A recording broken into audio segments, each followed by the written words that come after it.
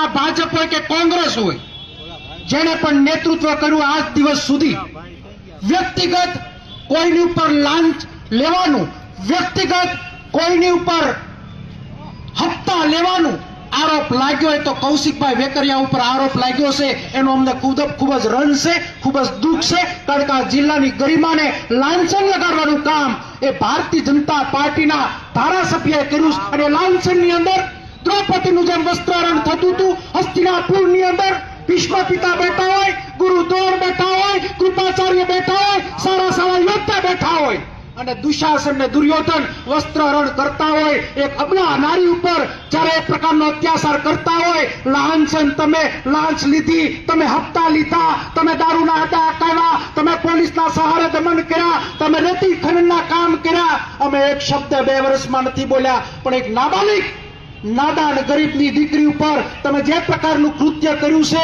મને હસ્તિનાપુરનો એ સીન દેખાય કે અહીંયા હસ્તિનાપુરનું મંડાણ અમરેલીના રાજકમલના ચોકમાંથી થવા જઈ રહ્યું છે કે 2 કલાકની અંદર તમે જવાબ આપવા નથી આવ્યા, પણ અમે તમારો પીછો નથી મૂકવાના. અમે જે વાત કરી છે પ્રમાણે આની અંદર જેટલા લોકો સામેલ છે, પોલીસનો સહારો લઈ અને જેને વાત કરી છે દબાવવાની, જેને કૃત્ય ખરાબ કર્યું, અમારી એક જ પ્રકારની વાત છે, આની ઉપર અમારે રાજકારણ નથી કરવું. આની અંદર જેટલા લોકો સામેલ છે એને પનિશમેન્ટ મળવી જોઈએ, એને સજા મળવી જોઈએ. હર કોઈ પોલીસ અમારી દુશ્મન નથી, પણ પોલીસના સહારામાં જે ખોટા કાર્ય કરે છે એને જેલ હવાલે ડિસમિસ કાયમી માટે થવા જોઈએ. આ માંગ સાથે અમે 2 કલાકની અહીંયા જે અલ્ટિમેટમ આપ્યું હતું, અહીંયાથી યુદ્ધના મંડાણ થાય છે. વીરજીભાઈ વાત કરી હોય, પરેશભાઈ વાત કરી હોય, આ જિલ્લાની અંદર ભૂતકાળમાં 2015માં પૂર્વ વખતે અમે નક્કી કર્યું હતું કે આ જિલ્લાને ન્યાય અપાવો. 13 દિવસ પરેશભાઈ ભૂખ્યા, અન્નનો દાણો નહોતો નાખ્યો અને 2 વર્ષે જાહેર જીવનની અંદર લાવ્યા હુકમ કે આ દીકરીને ન્યાય અપાવવા માટે બેન પાયલ તને ન્યાય અપાવીને જંપીશું.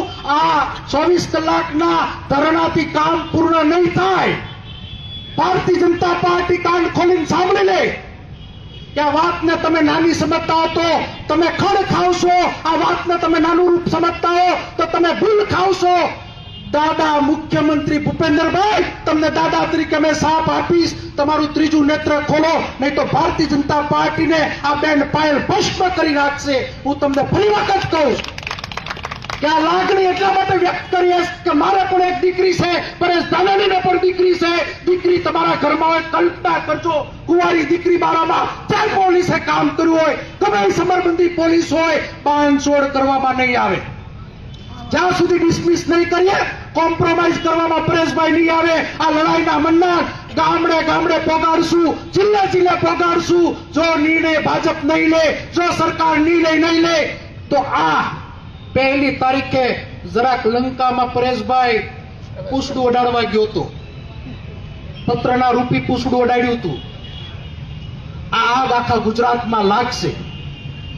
કોઈ મોટા માથાઓ કહેતા હોય કે અમે રાજકારણ કરીએ છીએ, કોઈ બેફદિયાના ટપોરિયા કહેતા હોય અમે રાજકારણ કરીએ છીએ.